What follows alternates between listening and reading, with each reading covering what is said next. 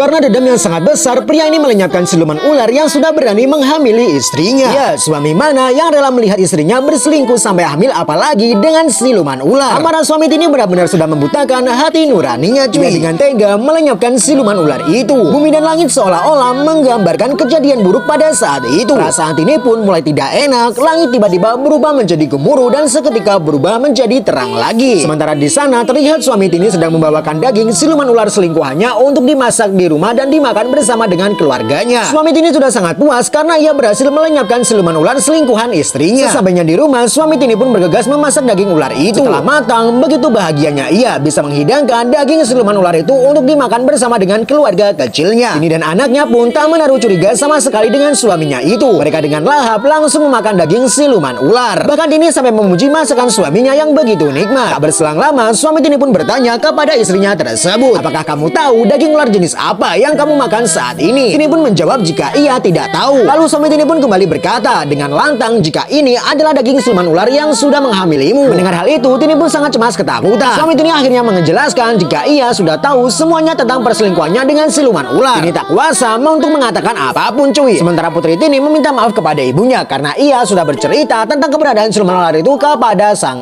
ayah. Suami Tini pun sudah sangat murka dengan kelakuan istrinya tersebut. Tini terus dipaksa untuk memakan daging siluman ular selingkuhannya. Namun Tini sudah tak sanggup lagi untuk memakan daging tersebut. Tini pun benar-benar menyesal atas kejadian itu. Namun saat itu suami Tini langsung meminta maaf atas perbuatannya. Tini mengaku jika tak sengaja melakukan perselingkuhan tersebut. Lalu suami Tini pun kemudian berkata, "Jika aku akan memaafkanmu dan aku akan bertanggung jawab atas bayi yang dikandung di dalam kandungan Tini saat ini." Padahal sebenarnya suami Tini ini kembali melakukan sebuah rencana untuk melampiaskan semua dendam dan juga sakit hatinya atas perselingkuhan yang dilakukan oleh istrinya dan juga siluman ular. Kemudian keesokan harinya suami Tini pun ini mengajak Tini untuk mandi di sungai berdua saja. Saat itu putri Tini tidak ikut karena ia disuruh ibunya untuk memasak di rumah. Suami Tini pun terlihat baik terhadap istrinya tersebut karena ia ada tujuan lain yang ia sembunyikan. Tak berselang lama, suami Tini pun kembali ke rumah untuk mengambil sebuah parang, cuy. Namun istrinya tidak ada curiga sama sekali dengan suaminya itu. Mereka pun bergegas pergi, namun putri Tini lah yang merasa curiga dengan tingkah laku sang ayah. Hingga terlihat Tini dan juga suaminya sudah sampai di tepian sungai. Bersama dengan itu putri Tini yang sedang memasak tiba-tiba mengalami hal buruk yang seolah-olah menjadi pertanda tidak baik. Sementara terlihat suami Tini mengajak istrinya ke sisi sungai yang sangat jauh dan juga tersembunyi. Tini pun sangat kaget ketika ia harus mendengar perkataan dari suaminya jika suaminya tak ingin memiliki anak dari hasil perselingkuhannya dengan siluman ular.